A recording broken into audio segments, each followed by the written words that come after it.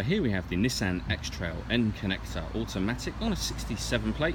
I'm going to start off by showing you around the outside of the car, and then we'll hop in and run through some controls on the inside. But from the outside you can see that it's a 5-door car with alloy wheels and tinted windows. Let's start off inside the boot and then work our way around the rest of the car from there.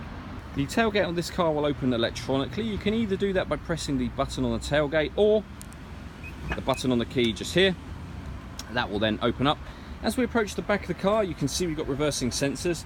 This car's also got a 360 parking camera. I'll show you that when we're inside the car. Currently all 7 seats are in place, as you can see. So this is the amount of boot space you have as a 7-seater. Let me fold these rear 2 down and show you what it's like as a 5-seater. You can see with those folded down you get a lot more space. You have this retractable boot liner as well that will pull across, and a 60-40 split folding rear seat. Okay, so we're just going to work our way back round to the front of the car now, and then we'll hop in and run through some controls on the inside.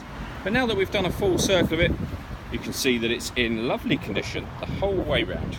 Just briefly before we climb in, I think it's well worth seeing the interior from this exterior point of view. The seats are in great condition. There's plenty to run through on the dashboard, so let's hop in and we'll do that right now. Okay, so now that we're inside the car, we're going to start with the dials. On the left-hand side we have the rev counter, and on the right-hand side the speedometer and fuel gauge. In the middle you can see the total miles for this car are 16,977.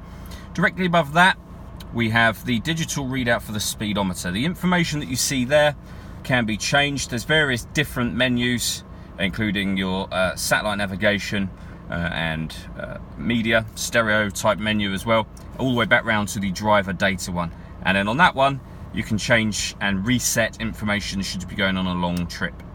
If we back out to the steering wheel, on the left hand side we have the buttons I was using a moment ago and stereo controls, and on the right hand side we have cruise control with speed limiter. We've also got voice activation for the phone, so hit that button, ask it to dial anyone in your contacts list, and it can do that for you without you having to take your phone from your bag or pocket. That is, of course, once you paired up your phone, and that is done on the touch screen over in the center here. Before we come back to that, you can see that this car's got DAB digital radio. It also has AM and FM radio as well. If you want to listen to your own music, you can do. There's a CD player at the top of that unit. We have an auxiliary and USB input, and once you paired your phone, you'll be able to stream music wirelessly via Bluetooth audio, as well as obviously making and receiving phone calls. This car's also got satellite navigation. There's a full video showing that working on our website, but I did mention that it had a 360 parking camera, so I'll show you how that works. Pop it in reverse.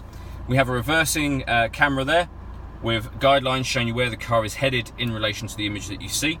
And then we have a bird's eye view of exactly where the car is parked now, so you've got a full 360 view there. If I pop it back in park, that will disappear off the screen, but we can press this button labelled camera, and we then have a front-facing camera and the bird's eye view, or a front-facing camera and the front near side wheel.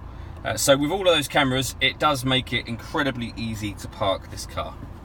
Working our way down, we have dual zone climate control.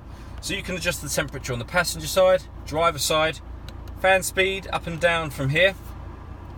That button to turn the air conditioning on, or hit that one to put it onto auto, and the car will maintain those temperatures for you by taking full control of the fan speed itself, and you can override that at any point in time you wish to.